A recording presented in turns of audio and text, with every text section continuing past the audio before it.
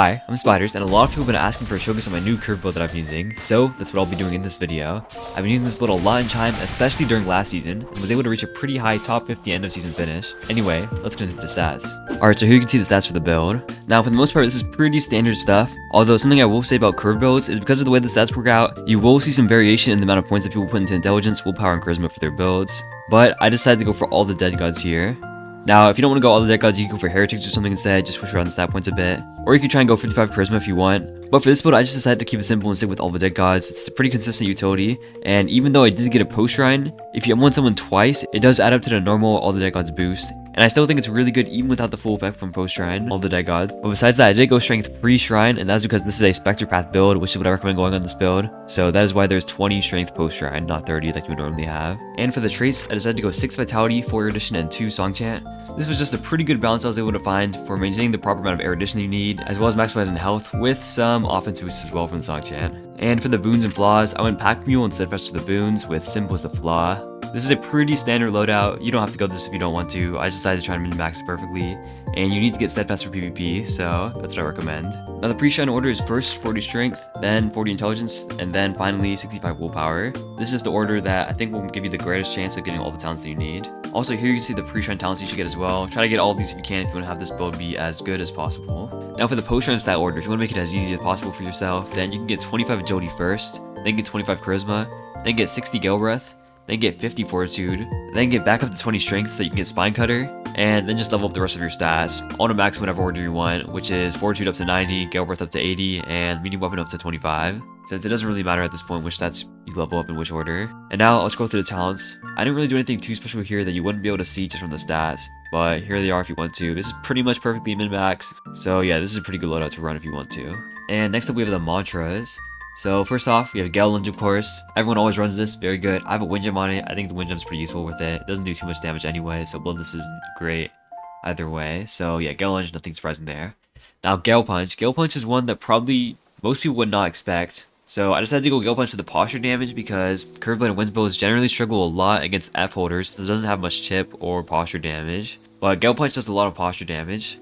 Now, honestly though, even though it's really good for posture damage, I still might not consider running it in the future because the lack of hit stun really kills this mantra. It is so bad for it, especially against the macro light weapon meta. So honestly, you can decide not to run this if you don't want to, but I'm just trying it out right now, so it's really up to you. Besides that, Heavenly Wind, very solid, extremely good for fainting, so I do recommend running this as well, but some people don't like it, so you really don't have to. Next we have Radiant Kick. This is for Dawnwalker, of course. Pretty good, very good mantra actually. If you're going Dawnwalker, definitely run this. I don't know who wouldn't. Blood the Gem on it for the healing, as usual. Same with Rather's Wind. No modifiers, just run Blood the Gem for the healing. Definitely one of the best Gale mantras right now. You should pretty much run this on every build, no doubt about it, really. Very good mantra. Wind Passage, I think this is definitely one of the best mobility mantras in the game, maybe tied with Dash. Make sure you put Perfect Lens on it so that it goes very far. It's pretty useful for PvP as well. I actually have a Blood Gem on it because it does a lot of damage, so this is what I recommend, or you can run a Wind Gem on it, I guess. Whatever works for you. And for the support mantra, I have Gaze. Now Gaze, put Loxus on it, and also put a wind gem on it, of course. This is really good for mobility. Even with Gale, I'd say it still gives you a pretty nice speed boost that helps out a lot. So I still think it's worth running this with the wind gem. And yeah, Gale doesn't really have that good support mantra, so Gaze is a good choice, especially on this build. Astral Wind, don't really need to say much about this. I still have Drift Shards and Rush Shards on it for some reason, kind of just like as a memory, you know, before this got removed. But yeah, you can't put modifiers on Astral Wind anymore. Very sad. So yeah, that's a little unfortunate, but besides that, Blood the Gem on it. Very nice and consistent healing. Very good mantra, obviously. Everyone knows Astral Wind, so you should run this. And I'm also running Wind Gun. And I think Wind Gun is really good for combos, especially if you have a Blast Spark on it. It's really nice because you can keep your mobility while doing it since it doesn't slow you down when you're running. And it also ragdolls, which is pretty nice in uppercuts. This is definitely an optional mantra, I'd say. But I've just been trying it out recently. It's pretty fun to use, so give it a shot if you want. Now briefly I'll go over the equipment. Now, of course, for the weapon, I'm running the Curved Blade of Winds. Always go one-handed stance on this, except for when you're using the crit, because the one-handed stance is 0.8 swing speed, while the two-handed stance is locked with this 0.78 swing speed here. And next to the armor, I'm actually running the Authority Commander, because I was struggling a lot with Fist users when I first created this build.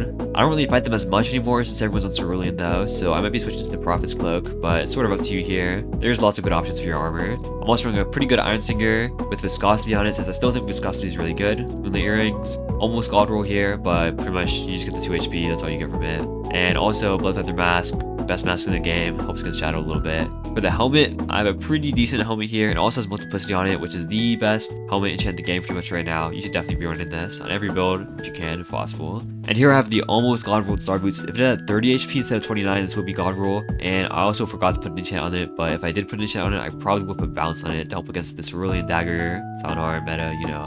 I'm sure everyone knows all about that if you've been playing Chime a lot recently. For the rings, we're on Congas, 2 posture, God roll, very good. You want it to help with mobility. And of course, 3 HP, 3 posture rings, just random. And Ring of Pestilence, I still have this on. I don't exactly know why, because I have all the dead gods, but I think I saw No-Go running on his build, even though he's all dead gods, so I'm sure he has some reason for that. Yeah, don't quote me or him on that though. I think I just got that information from a random stream, so I don't know if that's true or not, but whatever. Also have a God roll Confessor Charm.